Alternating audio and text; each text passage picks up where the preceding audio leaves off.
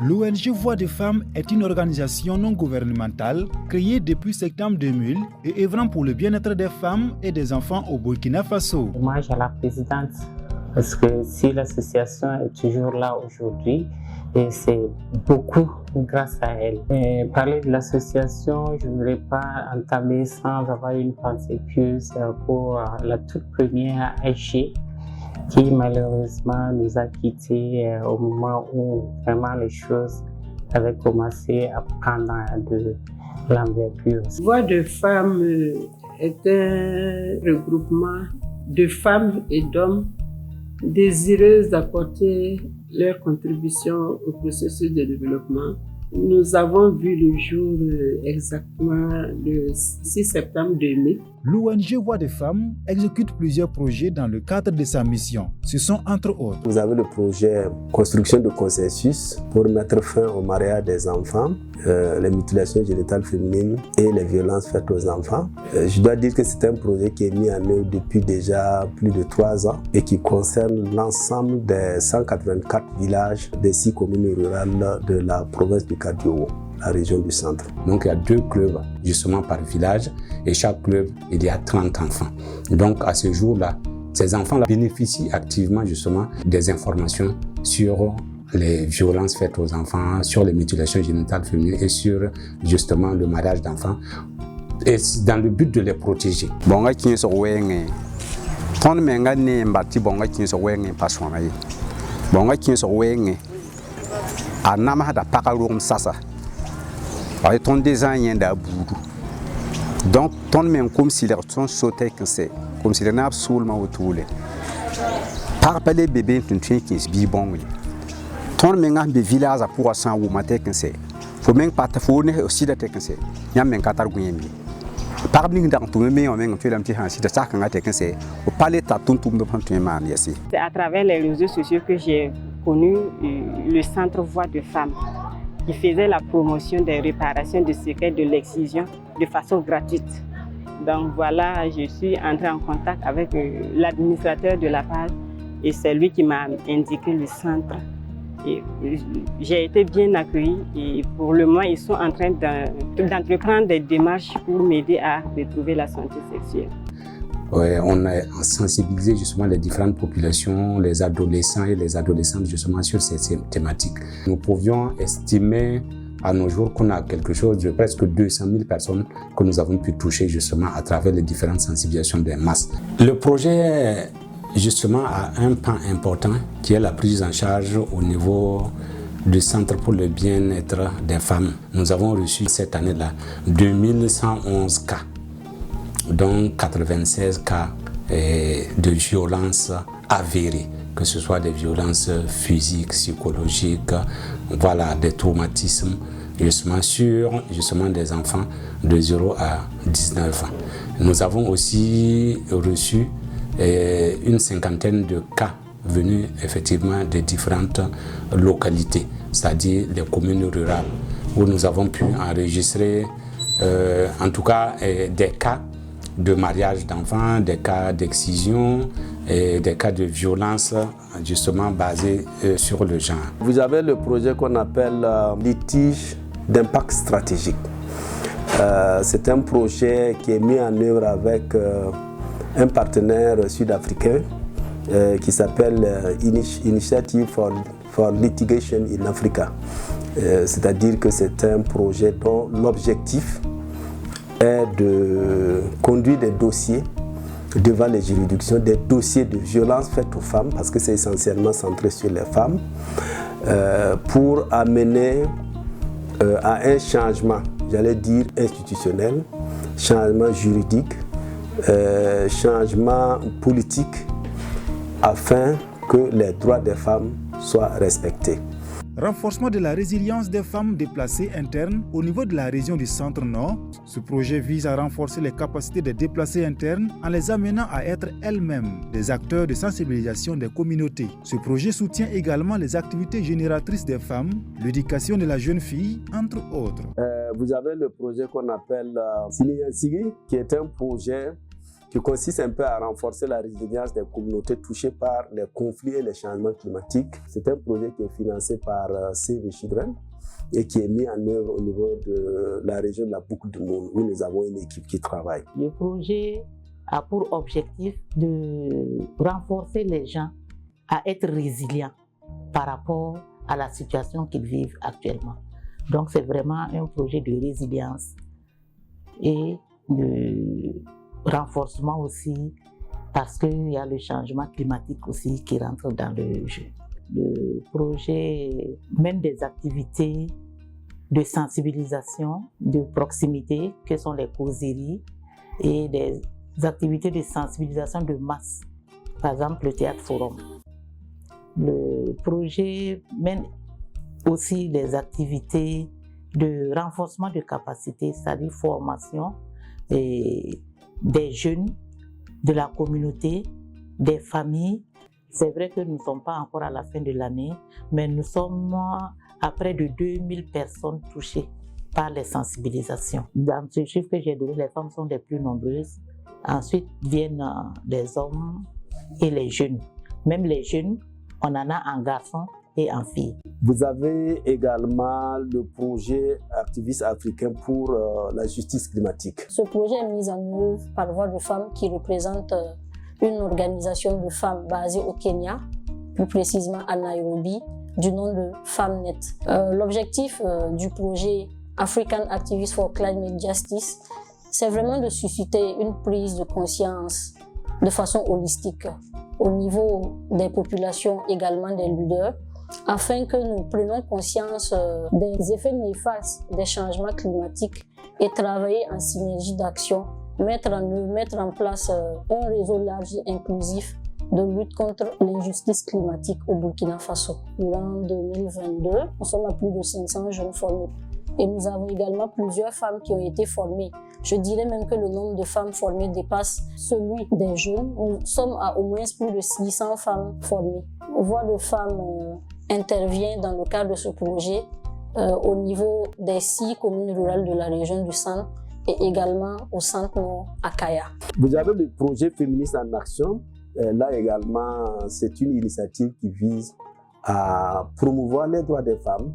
Le projet Protection et promotion des filles et des femmes, l'autonomisation économique et la lutte contre les violences basées sur le genre. Je vivais avec le papa de mes enfants. Avec la première, j'ai eu des problèmes, il me frappait et ça n'allait pas. Je suis partie à la maison. Maintenant, mon deuxième, il est revenu demander des excuses. Je suis repartie encore. Quand j'ai piqué la deuxième grossesse, il a piétiné mon ventre.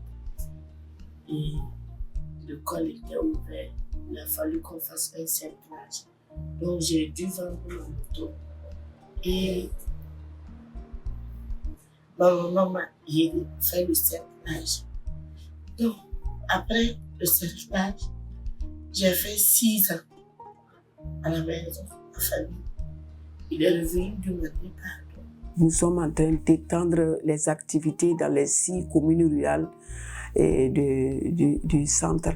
Et notre objectif là, c'est pour contribuer à la promotion socio-économique des femmes et des filles et la protection de leurs droits. Et pendant la sensibilisation, il y a des références des cas qui sont référés au CBF ou bien dans les CSPS des différentes communes pour la prise en charge. Dans notre projet, nous avons dit que nous voulons que les femmes là connaissent leurs droits. En plus, nous avons parlé d'une autonomisation économique. Dans ce sens-là, il y aura une formation de près de 120 femmes qui seront formées en AGR et on va les octroyer des fonds de roulement.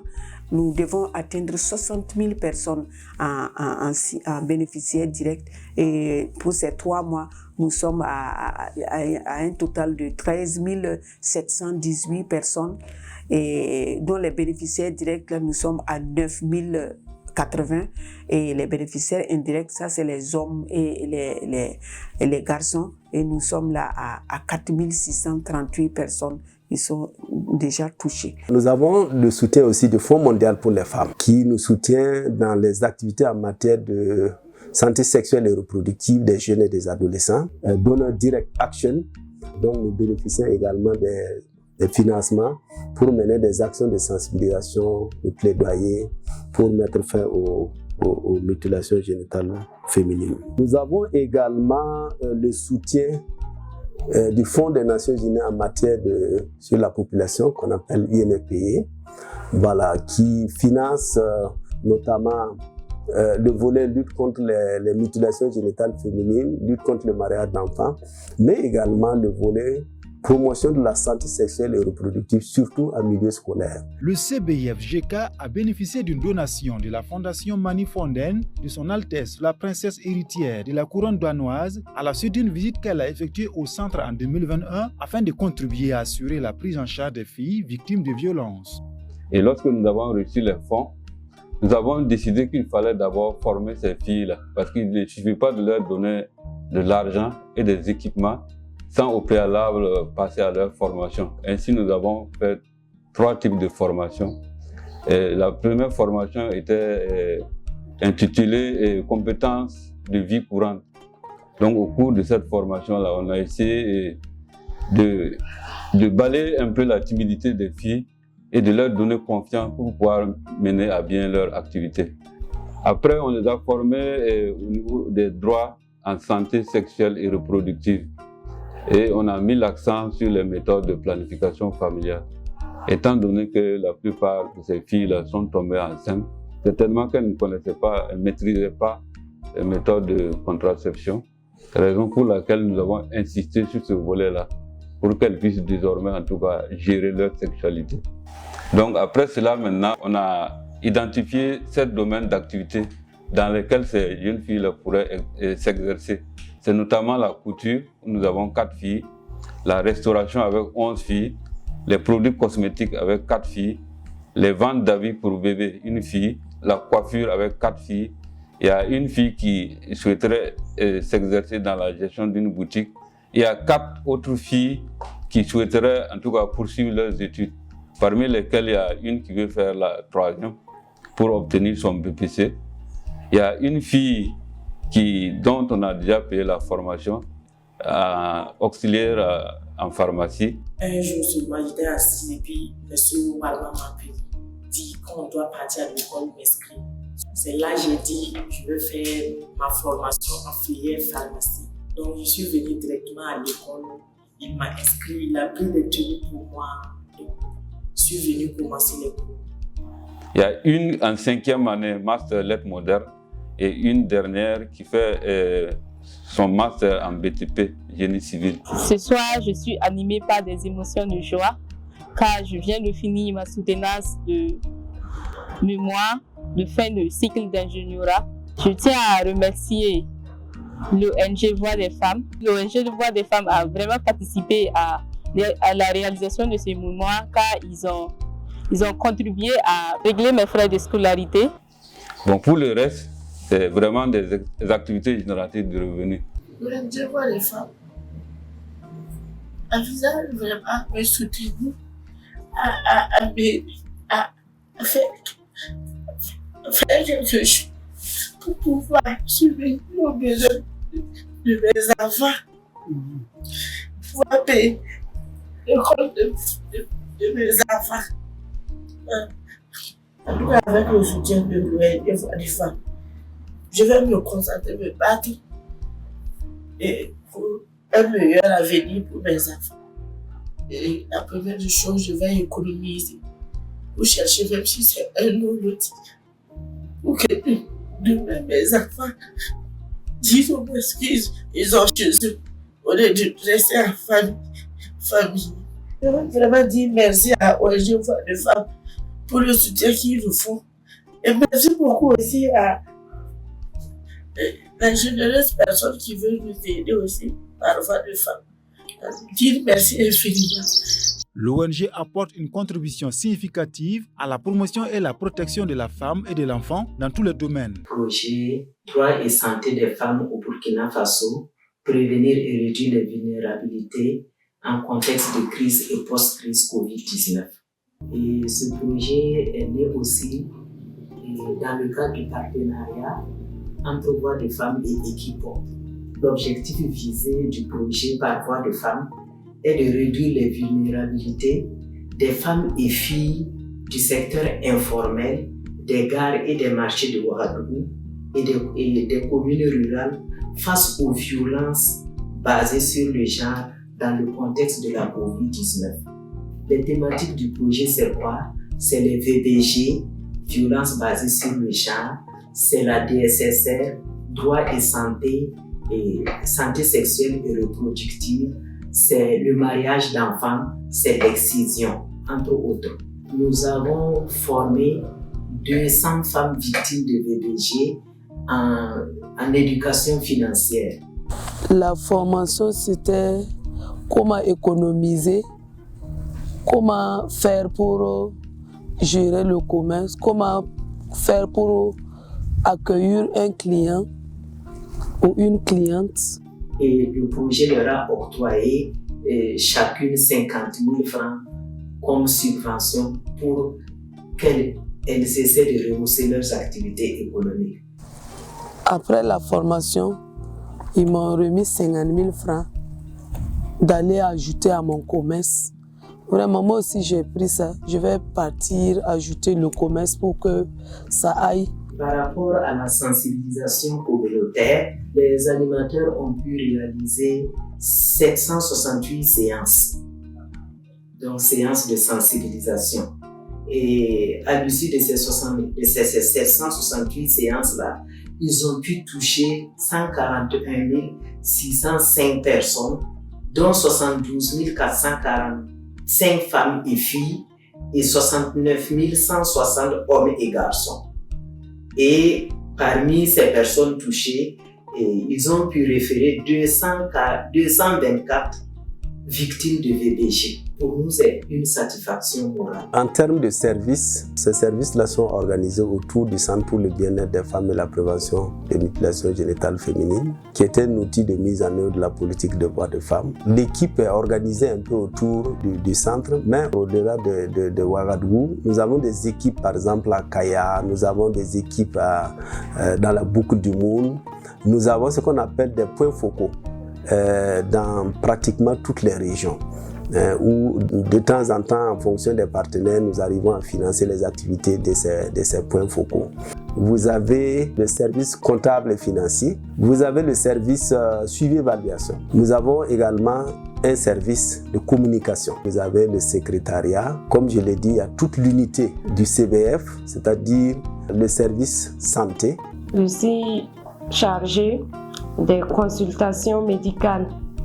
Les consultations en tant que médecin généraliste pour les pathologies qui relèvent un peu et plus de la compétence des soins infirmiers déjà effectués ici depuis l'accueil. Les tâches qu'on mène dans ce centre, c'est à savoir les peser des enfants de 0 à 5 ans, les consultations. Consultations, il y a les enfants comme il y a les adultes aussi. On a les vaccinations aussi des enfants, de 2 mois jusqu'à 23 mois.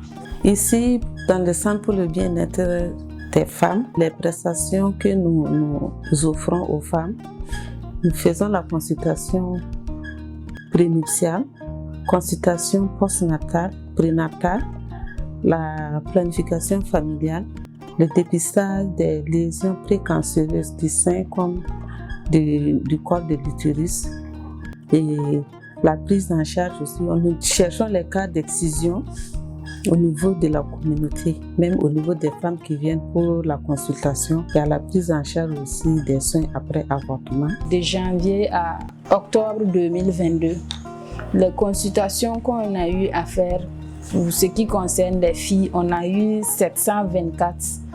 Pour les garçons, 8000. Pour les PZ, on a 871. Pour les filles, 906. Vaccins, c'est 574 pour filles et 602 pour les garçons. Pour les cas de malnutrition, nous avons 10 cas par mois. Je suis la gérante du dépôt pharmaceutique du CBF. Nous disposons de plus ou moins 102 produits pour différentes maladies. Nous avons Artemether pour enfants, adolescents et adultes. On a les efferalgan comprimés, sirop, les Doliprane, acide ascorbique, amoxicilline, bon, plein d'autres produits aussi. De janvier à fin octobre, nous avons reçu 2933 personnes, tout confondu, femmes comme enfants et jeunes filles, surtout les jeunes filles et puis des hommes. Parmi ces 2933, nous avons pu dépister par rapport au dépistage des lésions précancéreuses. Nous avons dépisté 172 femmes et parmi ces 172 femmes, nous avons eu 6 cas positifs que nous étions obligés de les référer pour une prise en charge. Et les cas d'excision que nous avons reçus ici, excision 3e degré avec accolement, c'est au nombre de 5.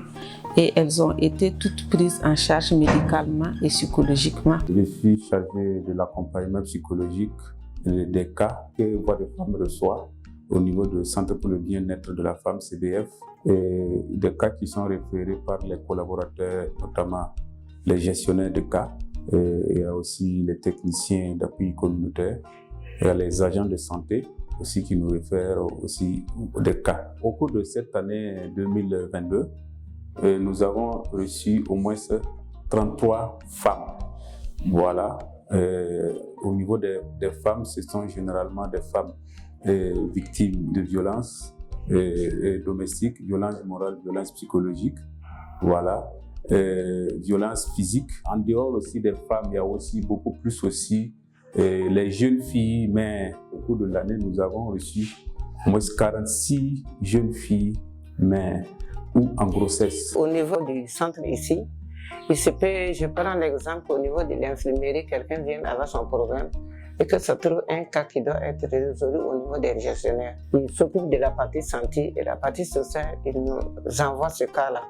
Ensemble, on essaie de trouver une solution. En gros, c'est les cas sociaux. Il y en a qui viennent avec des problèmes de santé, il n'y a pas les moyens. Bon, on peut les aider. Des cas de grossesse contestés, ils viennent pour qu'on intervienne. Et les cas de conflits conjugaux, conflits familiaux, il y a beaucoup de cas qui viennent quand même. Même conflits entre les voisins, souvent ils viennent. On essaie ensemble de trouver une solution. Au courant de l'année 2022, nous avons reçu 1654 personnes, 1154 femmes et 500 hommes. On a aussi des enfants, 289 filles et 129 garçons qui sont venus au niveau de notre service. Effectivement, notre service, comme le dit son nom, nous sommes ici, nous gérons beaucoup de situations. C'est le cas d'une dame qui était malade, nous avons référé au médecin. Et après la consultation, il était avéré qu'elle avait un cancer. Alors, n'ayant pas les moyens financiers, nous avons pris des ordonnances en charge, mais il faut d'abord l'envoyer chez un spécialiste. Donc nous l'avons envoyée chez un spécialiste, elle est partie, et nous étions en contact avec elle, jusqu'à ce qu'on puisse commencer la chimio. Et elle était très contente, et nous, ça nous a beaucoup touchés. Le fait qu'elle a pu avoir les soins, ça déjà, ça nous a réconfortés dans notre mission. Voix des femmes a pour vision un monde où les droits des femmes sont connus et entièrement respectés par tous. Aujourd'hui, nous sommes une association, en tout cas d'envergure nationale, une ONG d'envergure nationale, et qui compte parmi les acteurs nationaux de développement et qui, en tout cas, apporte sa plus-value dans l'amélioration des conditions des groupes vulnérables, notamment les femmes et les enfants. Depuis sa création, et tous les ans, nous avons pu avoir la confiance de certains partenaires nationaux et puis internationaux qui ont eu confiance en nous. Je pense que si ces organisations ont pu avoir confiance en nous, c'est que quelque part, ils ont vu le travail qui est abattu sur le terrain, ils ont vu le professionnalisme de ceux qui travaillent et nous accorder des subventions qui ont permis d'être sur le terrain et pour faire la promotion des droits des femmes. Avec Voix des femmes, nous avons un volet très important du travail qui est le plaidoyer. Le plaidoyer pour renforcer le cadre légal et politique et aussi les plaidoyers pour engager au maximum les leaders d'opinion, les leaders coutumiers, les leaders religieux. Et dans ce cadre, nous avons eu plusieurs activités pour engager ces leaders-là à prendre des engagements formels pour travailler dans leur communauté à ce que toutes les formes de mariage d'enfants, toutes les formes de violences faites aux femmes et aux jeunes filles, toutes les formes de violences faites aux enfants en général soient dénoncées et combattues et que les victimes potentielles puissent bénéficier d'un référencement approprié de la part des communautés vers les services de prise en charge, mais aussi qu'au niveau légal, les points de faiblesse qui sont identifiés sur le plan de la loi puissent aussi être adressés. Nous apprécions beaucoup la dynamique de Voix des femmes, notamment en termes de portée, de plaidoyer au plus haut niveau de l'État au Burkina, mais aussi au-delà, pour engager en fait l'ensemble de la communauté internationale pour la promotion des droits de l'enfant, notamment en lien avec les pratiques néfastes que je peux citer, le mariage des enfants et l'excision. Le message à l'adresse de l'ONG Voix des femmes, c'est un message d'encouragement, de félicitations au regard de ce qu'elle fait depuis sa création. Et comme je l'ai dit au début, elle est vraiment crédible parce qu'elle arrive à délivrer des résultats. Et ça, c'est important. Nous sommes dans la perspective de la gestion axée sur les résultats et l'ONG Voix des femmes est vraiment dans cette dynamique. En termes d'appréciation pour l'évolution de l'association, j'ai une très bonne appréciation. Parce que nous n'avons pas commencé comme ça au tout début. Nous avons commencé à Royalguin, dans une villa au sein d'un quartier, un quartier avec beaucoup d'habitants. Et au début, les femmes se cachaient même pour venir au centre. Parce que les femmes qui rentraient dans le centre étaient stigmatisées en quelque sorte par la communauté, par leur famille. Et le centre était considéré comme des gens qui venaient pour créer la zizanie au sein des familles. Nous avons une excellente collaboration avec Voix des femmes parce que c'est une ONG crédible dans le paysage des acteurs de la société civile. C'est une ONG qui respecte ses engagements, qui applique le principe de redevabilité et ce dans le délai. Voix des femmes est également une ONG qui a une bonne expérience de travail avec les communautés.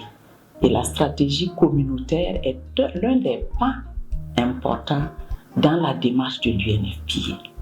Le plus important pour une ONG nationale, c'est la flexibilité, c'est la capacité à apprendre des dynamiques extérieures aussi, comme celles qu'on peut aider en tant que UNICEF. C'est aussi la capacité à pouvoir avoir une vision de construire un programme qui va au-delà d'un secteur, mais un programme qui couvre en fait l'ensemble d'un certain nombre de problématiques et de préoccupations. Et je vois que cette dynamique au sein des Voix des femmes est une dynamique qui grandit au jour le jour. Et je voudrais vraiment les encourager à continuer là-dessus. On peut dire que Voix des femmes est un acteur incontournable dans les questions de promotion et de protection des droits des femmes. Cela, je voudrais rendre un hommage mérité à tous nos partenaires qui nous ont fait confiance depuis 2000 jusqu'à date et à nous soutenir. Bon, l'ONG Voix des femmes, c'est un de nos partenaires privilégiés sur le terrain parce que nous travaillons étroitement avec Voix des femmes en ce qui concerne la prise en charge des femmes et des filles victimes de violences. Bon, les femmes et les filles en difficulté d'une manière générale. Voilà, donc nous référons vers Voix des femmes des cas qui sont pris en charge. Et également, de leur côté, ils nous réfèrent aussi des cas de filles ou femmes qui ont des difficultés que nous essayons de prendre en charge. Toujours est-il qu'on travaille en tandem pour le bien-être des femmes et des filles. Donc vraiment, je leur dis merci. Merci au nom de tous nos bénéficiaires. Je voudrais également rendre un hommage mérité à cette équipe administrative qui se donne corps et âme. Merci aux animateurs de terrain, que sont nos techniciens d'animation communautaire, au niveau de tous les projets, en tout cas, qui se battent matin et soir pour faire passer le message à tous les membres de Voix de Femmes, à toute l'équipe administrative et à tous nos techniciens d'animation communautaire, que Dieu, en tout cas, raffermisse les cœurs et que Voix de Femmes puisse aller de l'avant et que les objectifs que nous poursuivons puissent être exécutés et que nous ayons, en tout cas, beaucoup de partenaires pour nous permettre d'atteindre nos objectifs.